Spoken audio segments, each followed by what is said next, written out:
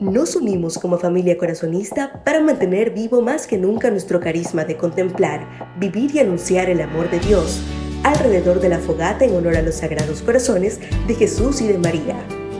Los estudiantes de tercero de bachillerato y sus padres protagonizaron esta hermosa velada, dejando un mensaje latente acerca de la familia y el largo camino que deben recorrer acogiendo siempre a Dios en sus vidas.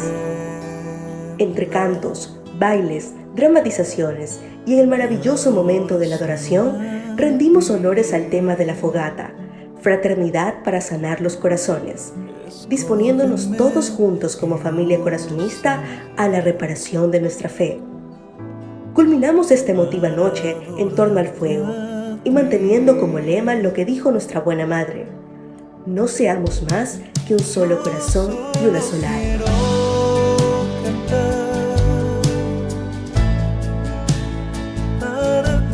Sagrados Corazones, formamos la mente y el corazón de los líderes.